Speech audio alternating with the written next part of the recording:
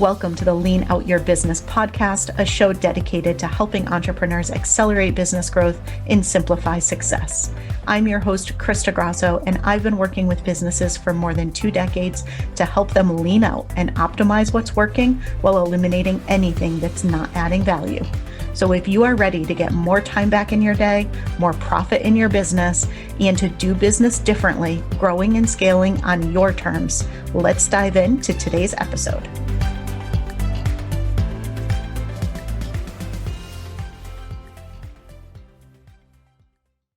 Hello, and welcome to another episode of the Lean Out Your Business podcast. Today, I am so excited to be talking to Amber Duggar. She is joining me to talk all about building wealth and how to make sure that we have a healthy cash flow, which I feel like is more important now than ever before because an unhealthy cash flow has gotten a lot of people in a lot of trouble lately. So, we're going to be diving into all things financials and wealth. But first, let me tell you a little bit about Amber, and then we're going to get into all the good stuff. So, Amber is the founder of Profit for Keeps, the host of Profit for Joy TV. She's an international speaker and the CEO of Amber Duggar Coaching. She guides entrepreneurs around the world to become permanently profitable, which results in significant increases in both personal and business net worth with a system and strategy that is simple and takes less than 10 minutes a day. You know how much I love simple systems. Amber, welcome. I am so excited that you're here today. Krista, thanks so much for having me. I'm so happy to be here. Yeah, Amber and I met, where did we meet? At an Allie Brown event, I think. Oh, we did. Yeah, several Yeah, years ago. many years ago. And so this has been a long time coming. I'm really excited for the conversation. And I thought a really great place to start, something that I know you talk about a lot, is wealth consciousness. So, can you share with us what does that mean to you and why do you feel that's something that is really important for us to be thinking about? Absolutely. Well, when I was younger, I grew up with a theoretical physicist. And so we had an encyclopedia behind our dining room table. And every conversation we had was quite practical and pragmatic. So when I went into the world of business, I had started taking a mastermind for health coaches. I started out as a health coach. And for the first full month, we were talking about manifestation, wealth consciousness, and really thinking about what it is that we wanted to experience with our business. And I remember thinking, this is great, but I want to know how to make money here. Like, I am ready to make sure that I don't have to go back to corporate. So I remember thinking, oh, this is not the way I want to spend the first month of this mastermind. And I'm so, so grateful. And I'm also grateful to be able to have told the business coach many years later how incredible it was for her to plant that seed for me, because it is absolutely the foundation of everyone's life and purpose, is really being able to recognize that we're able to desire what it is that we want to experience. And when we feel into it, everything starts to line up for us to do that. And so the money is really just a tool, it's just a neutral resource to allow us to actually play out those things that we want to do. But I had really been thinking of it very differently, because I thought of it as money is safety. And that's really how I started out. And to be able to now look back and go, oh, I'm so glad that I don't think of it like that anymore, then it really does play out the way that you want it to. And so wealth consciousness is just really the consciousness of recognizing what wealth and prosperity actually mean to you, and that money is just a component of that. Yeah, I love that so much. And it is interesting because I think for a lot of us, money means something. And of course, a lot of that meaning got attributed when we were much younger. Like, I know for me, money meant freedom. I grew up in a household that really did not have very much money. And I worked so that I could have the things I wanted and experience the things I wanted. And to me, it meant I had control over what I got to do and I wouldn't have otherwise, not because my parents wouldn't have wanted to support me, but we literally did not have the resources to do so. And so it's so interesting. For other people, I think it means safety. I think for other people, it means different things.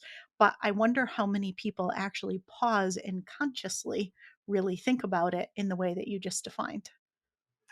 Yeah, I think it really is something that as you start to go more and more into business, you start hearing about it more. And I think we all come to it from different angles and perspectives. But ultimately, I think as we get more and more into business, you start to just see synchronicities. And I remember when I was first starting out in business thinking, "Oh, well, I got this client because of this thing and I got this client because of this thing." But I didn't see a repeatable pattern or system, and that led me to believe that I was never going to figure it out because I couldn't figure out a repeatable thing. And I think that's the part that I wish I could have told myself early on. That's exactly wealth consciousness playing out. It's allowing you to see when you're putting it out there that you have no plan B, you don't want to go back to corporate, that things just start to fall into place in the way that the universe figures out is the best way for you in that situation. And I think we all, as business owners, can look back, even if we don't necessarily subscribe to this idea of wealth consciousness, to say, oh yeah, yep, I remember this happening just because of this particular conversation. And so we can all look back and find evidence of it. Oh, yeah. I feel like it's so easy in hindsight or retrospect or whatever word you wanna use to look back and see all the things, and sometimes from the point that we're at, it can be so challenging to see those things looking forwards. So true. So, let's tie this to our revenue goals that we have in our business, our profit goals in our business. How can we really apply this and leverage that concept to really support us in that? I love this question. So, when I first started out in business, I was always thinking about, you know, the practical side of things. My degree is in finance, my education and corporate experience is all in finance. So I honestly thought I would never touch it with a 10-foot pole. And I think the idea around money is that we can have, all these manifestation practices, but if we don't have a clear system to allow it to be actually captured and utilized and organized in a way that makes sense for our life, I think that's where a lot of disconnect happens. So when you marry the two, the masculine and feminine sides of money into one system, I think that's really the most beautiful, effortless way to run a business. And so revenue goals are definitely more of the masculine or practical side of things. And it's really just reverse engineering what it is that you really desire. Because I don't know about you, but I don't want to be spending all my day looking at spreadsheets and financial statements and all this. I really want to be living my life. I want to be going out, and I just fed an emu yesterday. I'm in Australia right now. And it's like those fun experiences that we really dreamt about when we started our business. And for me, it was definitely freedom. It sounds like for you, it was also freedom. I wanted to be able to not have to have 2 weeks of vacation to fit in all the things I wanted to do in my life. And so when you reverse engineer a revenue goal, you first look at, let's not even look at the business for a second. What is it that you really want to have in your day-to-day life? It might be a weekly massage. It might be, a quarterly vacation somewhere. It might be traveling all the time. It's going to look different for every single person, whether you're living as a digital nomad in Southeast Asia or you're living in Manhattan and have two kids in private school. The amount of resources are going to look different.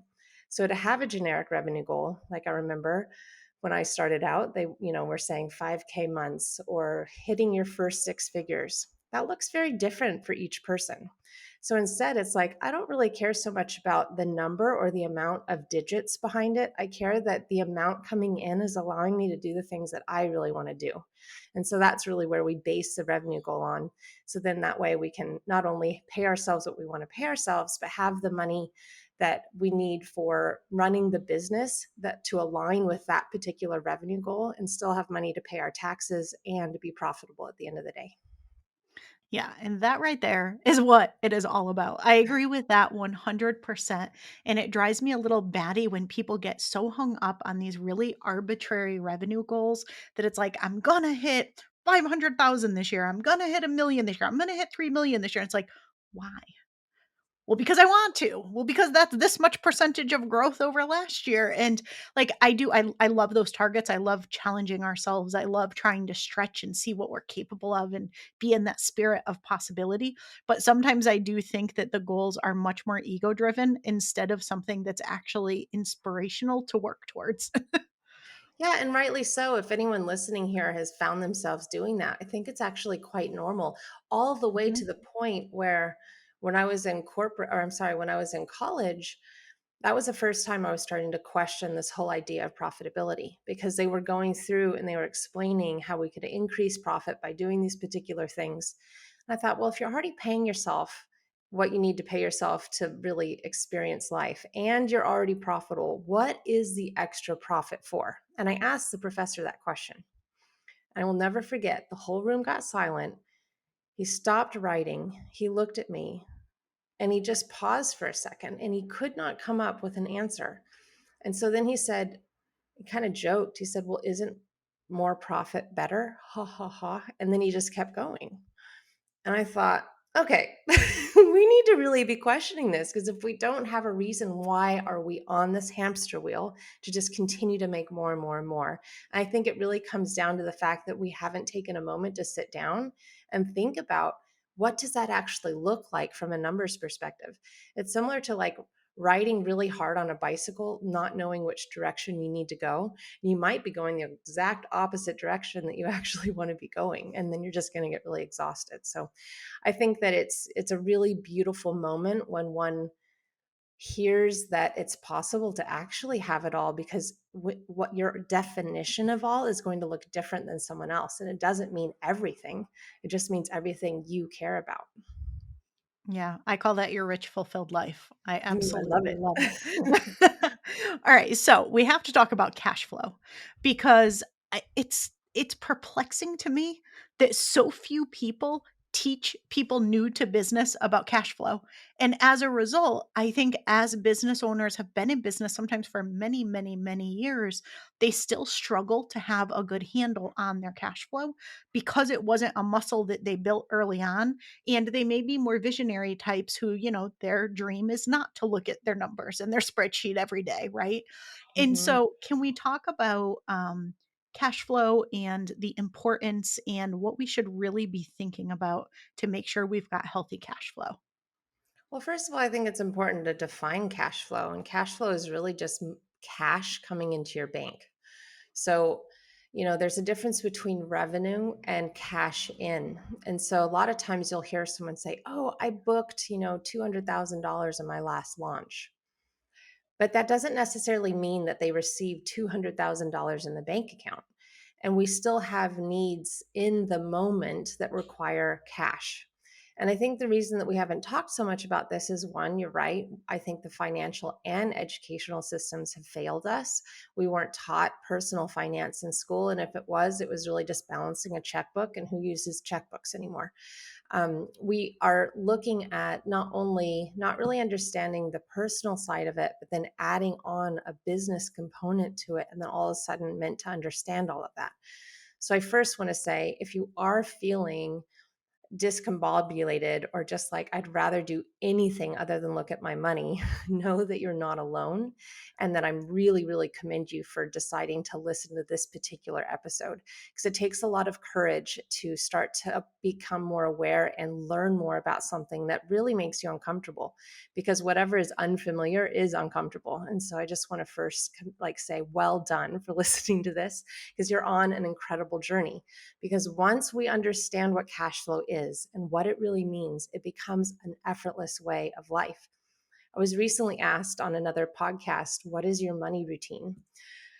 And I was stumped on that question, because I realized I don't have a money routine because everything is automated. Now, it didn't mean that it just automatically became automated, but cash flow can absolutely be automated, because if you think about it, if you know how much money you want to have coming into your bank account each and every month, even if you have variable revenue, okay, you can still create a system where it comes in a very even cadence, and it allows you to know, okay, this is how much money I have for these things. And then you don't really think about it again. You're just enjoying your life, you're enjoying running your business, and you're allowing the cash flow to come in, and then you do your things, you pay your stuff, and it starts to go out. But that's what cash flow is. And the thing is, if you book a whole bunch of money, and let's say you actually bring in a lot of pay in fulls, what can end up happening is the money can go out as easily as it comes in, but you may not have another big rush of cash for another few months.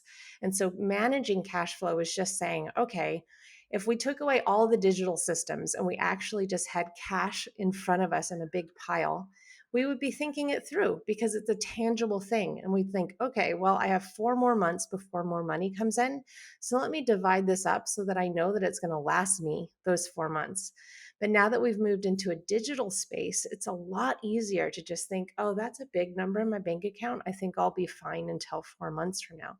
And sometimes that works, but I think it can feel a lot more peaceful using what I call an envelope system, which is really just, digitally organizing just like you would if you had it in front of you tangibly. My gosh. Okay, so I was a waitress in college, like most people, and I literally would get home at night. I'd take my tips and I would put them in the different envelopes so I could pay the cable bill, I could pay my cell phone bill, I could pay everything. Yeah. I quite literally managed it in envelopes, like real old school envelopes in like the security box that your grandparents probably have. Um, and that was how I managed things when I was in college because literally every single dollar was critical, and how good my tips were depended on just how much money I could spend if I went out with my friends that night. Right. And it's something that when you have it in cash, it's such an obvious thing to do, but it's when we don't have it in cash anymore. I mean, our consumer debt skyrocketed the moment that we stopped using cash. And it wasn't because all of a sudden we decided, we're just going to be irresponsible with money. It's just not how our brain works. We need to see it Mhm. in front of us for us to value it. It's very different how we think of a $20 bill and $20 charged to our credit card. It's very different.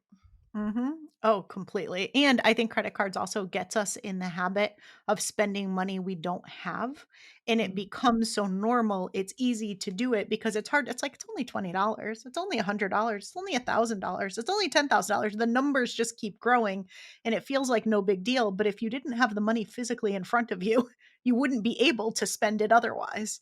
So, it is Exactly. just kind of fascinating the psychology of it all. But that being said, speaking of envelope method and all the things, let's talk a little bit about profit first. Sure. So I love profit first. I've used it in my business for many, many years. For anyone who maybe has not used it yet, or maybe is saying, I feel like there's more I could actually be doing with this. I kind of put it in place and figured it out on my own a bit. But what do you think really is kind of the magic to it in helping online businesses?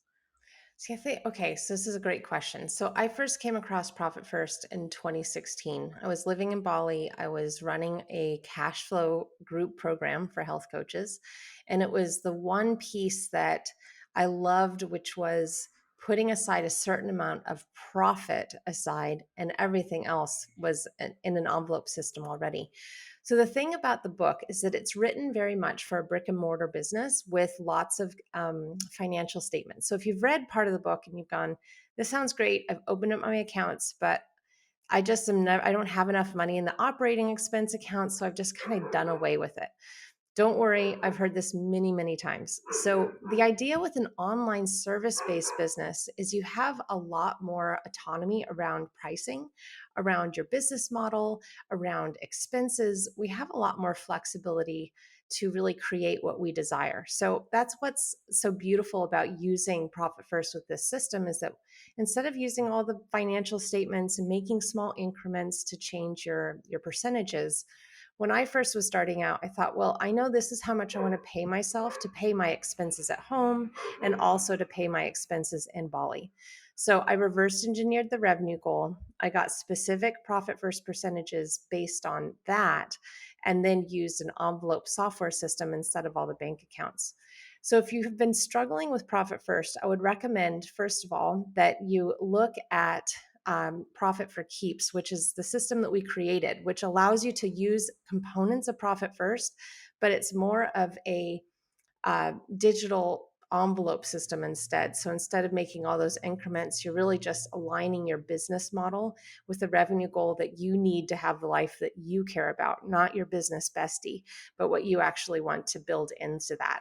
And I find that when you do that, then every time you have money coming in, you're putting aside the money into profit owner's pay, your personal taxes bucket, and then your business expenses, but you're doing it knowing that as long as you're hitting that revenue goal, you will have enough in those different accounts.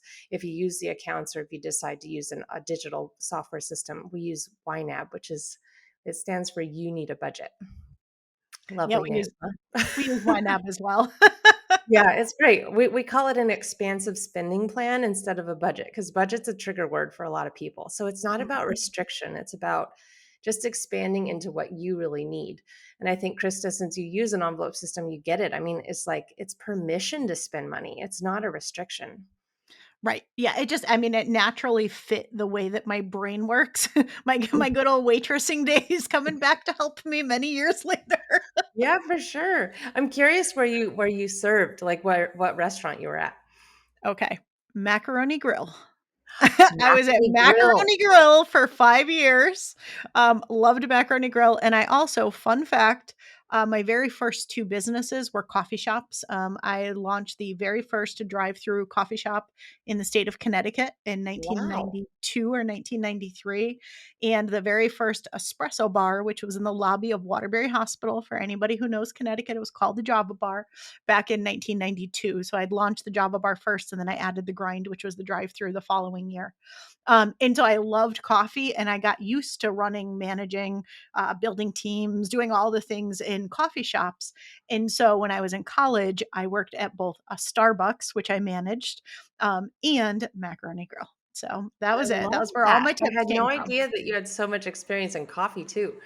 I worked at Bennigan's, so Bennigan's and Sizzler, but Bennigan's was where the money was made for sure. Oh my god, Bennigan's had and it was in Connecticut for all of, like, I feel like a month before they closed down entirely in the state, but they had the best chicken salad ever. I loved their salad with the chicken Yeah, because tenders. Anyway, it's like a fried batter like yes. chicken. Yep, I remember that. And they also had a Mhm. really good loaded baked potato soup. Wow, okay, I don't think I tried that one. See, okay, and now we're hungry while we're podcasting, so you're welcome if you have, not eaten yet today while you're listening. All right, Oh, so let's funny. talk a little bit more about profit first and specifically your method, right? Your profit for keeps, your system. So, what's different about it and what makes sense for somebody to kind of go down that path instead of attempting to implement um, profit first themselves in their business? I would say the biggest difference is that it's really more of an expansive process that allows a creative and a visionary to see what the end goal is first, which is what we call profit for joy, and reverse engineer from there. And so, even if you consider yourself not a numbers person or someone who is allergic to spreadsheets, we've had so many people find this process to be extremely grounding and expansive. So I would say our biggest thing is that we look at it holistically. So it's not just about implementing profit first. Many people implement profit first and then still struggle with their personal cash flow.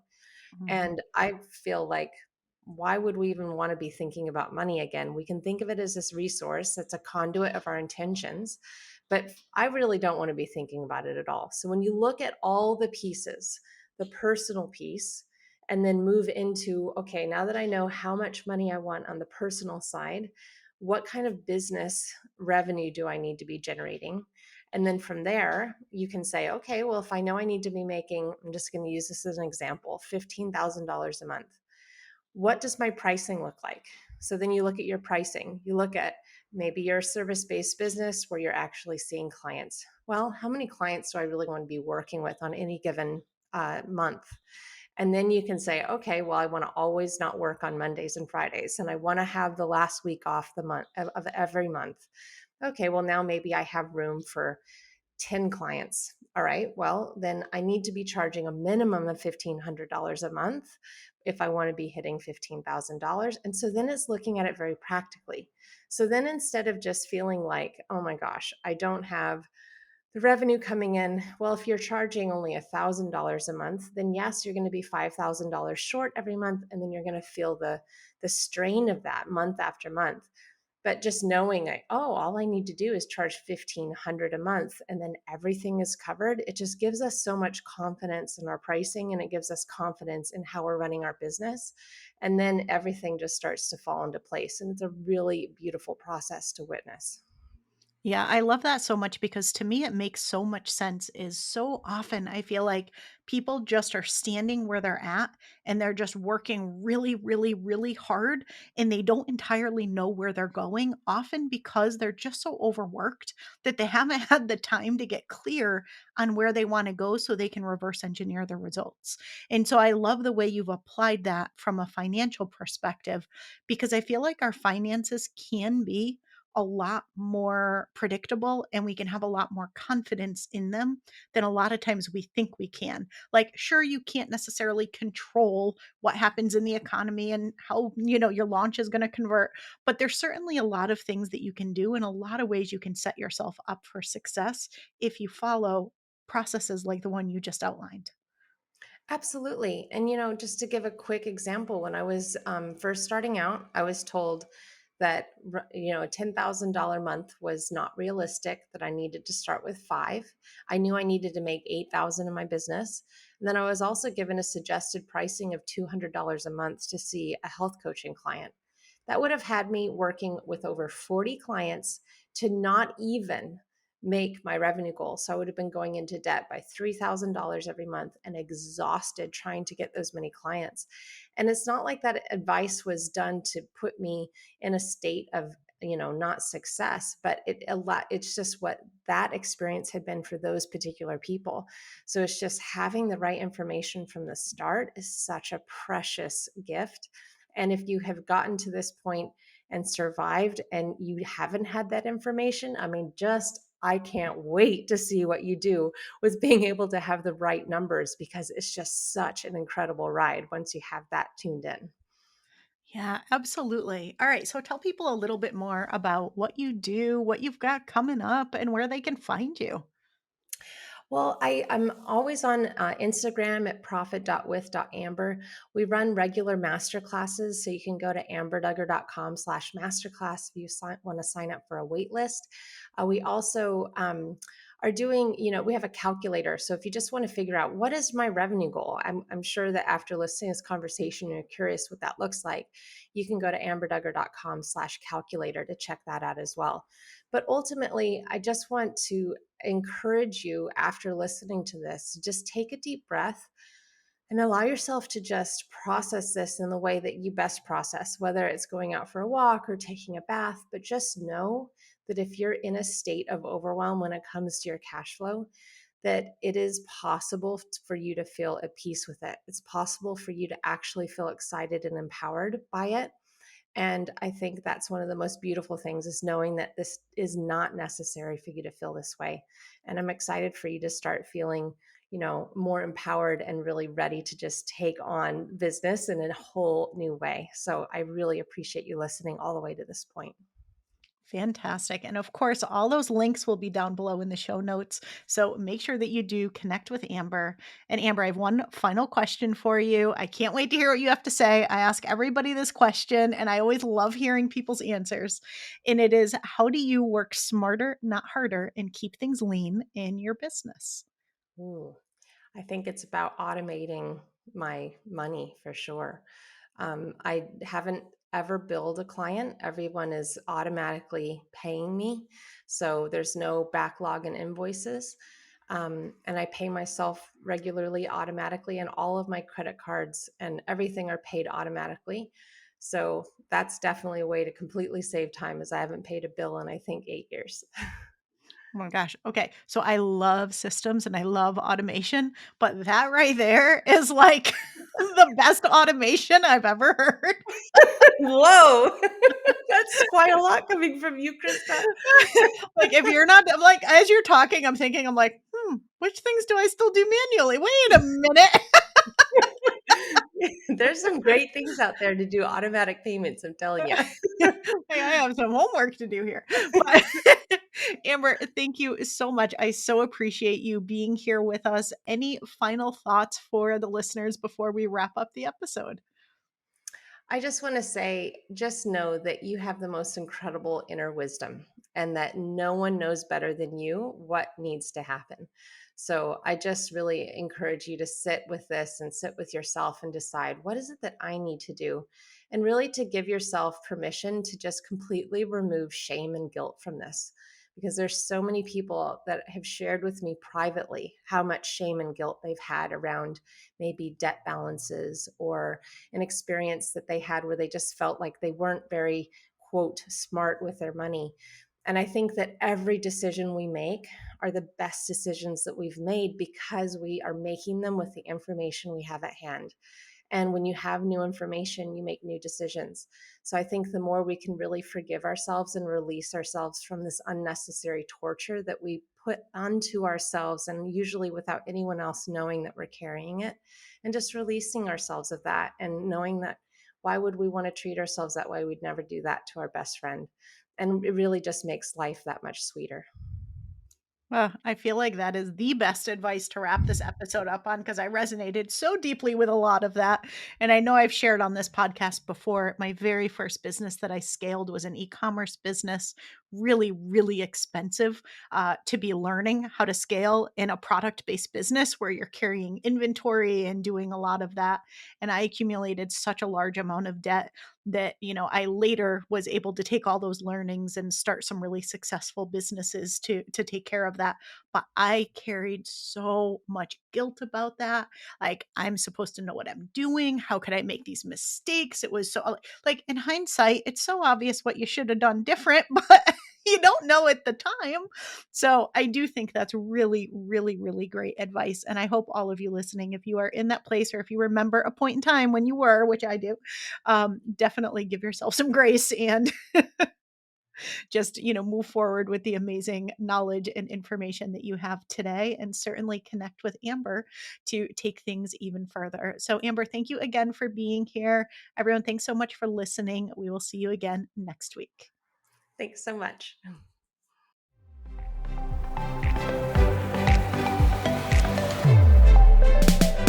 Thanks so much for tuning in to this week's episode. If you have not yet taken our scalability assessment, I invite you to head to leanoutmethod.com/assessment and take our interactive assessment that's going to help you look at how simple, how sustainable, and how scalable your business currently is. It includes personalized recommendations of where to focus next to get your time back, to increase your impact, increase your profits, and ultimately step into your rich, fulfilled life.